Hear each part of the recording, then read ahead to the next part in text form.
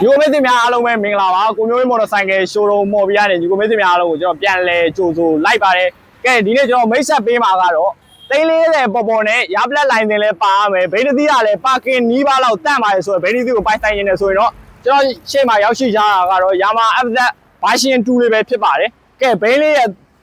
နေထားအသေးစိတ်လေးချက်ခံစားလိုက်အောင်ဗျာနော်ဒီမှာကျွန်တော်ရှေ့တိုင်အားဆိုရင်ရှေ့ကနှုတ်ခမ်းမွေးကစားကြံသေးတယ်ရှေ့နောက် original ဒိတ်မှန်လာမှန်နဲ့စီးရပါနော်ပြီးလို့ရှိရင်ကျွန်တော်အင်ဂျင်ကန်းအနေထားလေးချက်ကြပေးမယ်ဗျာအင်ဂျင်ကန်းအနေထားဆိုရင်လုံးဝဆေးကျွတ်တာဘာညာမရှိဘူးနော်ကျွန်တော်လုံးဝတန်သေးတယ်ပြီးရင်ကျွန်တော်အေသောကာပါနေထားဘာမှပြောစရာမလိုနော်နောက်တိုင်အားဆိုလဲကျွန်တော်ဒီမှာနှုတ်ခမ်းမွေးကစားအပြည့်ဒိတ်မှန်လာမှန်နဲ့စီးရပါဗျာ chain spot ကလေးလည်းကျွန်တော်တစ်ချက်ပြပေးမယ်ဗျာဘေးကနော် original chain spot ကလုံးဝလက်တင်စီနေတာအပြည့်ကြံသေးရနော်ပြီးလို့ရှိရင်ဒီဘက်အင်ဂျင်ကန်းအနေထားဆိုတော့ကျွန်တော်ဘာမှပြောစရာမလိုဘူးဗျာနော်ရှေ့ဖောက်စီယိုစိတ်ကင်းမယ်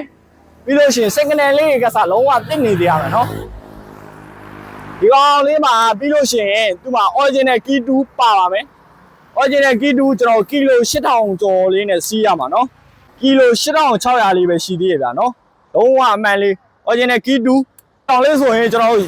ရှေ့နောက်နော်လုံးဝ all way ပြည့်နေရှိရမှာ all back man all pin မိလုံးဝရပလက်လိုင်းတင်လဲပါမယ်လက်တင်စီအနေထားဗျာလုံးဝ340ပေါ်မှာတန်နေနော်ကဲကျွန်တော်ကိုမျိုးမော်တော်ဆိုင်ကယ်ရှိုးရုံးရဲ့ဆိုင်လေးဆိုင်လေးကတော့ကျွန်တော်ရန်ကုန်ပြည်လမ်းမကြီးပေါ်16မှတ်တိုင်နဲ့ surprise မှတ်တိုင်ကြားမှာပဲဖြစ်ပါတယ်ကျွန်တော်ဆိုင်ရဲ့ဖုန်းနံပါတ်လေးက39 98442356